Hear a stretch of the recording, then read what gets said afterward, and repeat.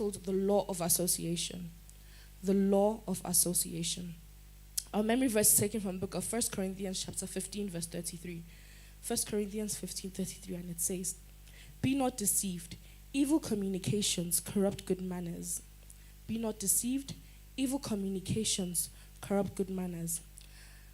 Our Bible reading will be taken from the book of 2 Corinthians chapter 14, 2 Corinthians chapter 6, from verse 14 to 18, and it says, "Be ye not unequally yoked together with unbelievers. For what fellowship hath righteousness with unrighteousness? And what communion hath light with darkness? And what concord had Christ with Belial? Or what part hath he that believeth with an infidel? And what agreement hath the temple of God with idols?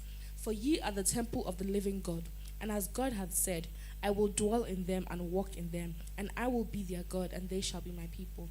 Wherefore, come out from among them, and be ye separate, saith the Lord, and touch not the unclean thing. And I will receive you, and will be a father unto you, and ye shall be my sons and daughters, saith the Lord Almighty." Brethren, the law of association is a very powerful law that every human being on earth must understand and apply correctly.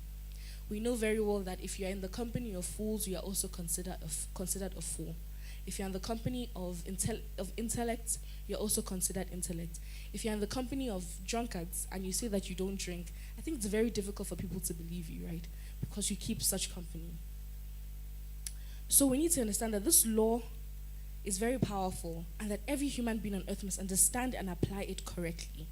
This law is subtle in its operation, and many people do not realize when it is working on them. They don't realize that the people they often speak to greatly influence the way they think and act.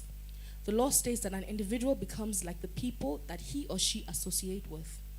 In other words, if a fellow associates with wise people, he or she will become wise.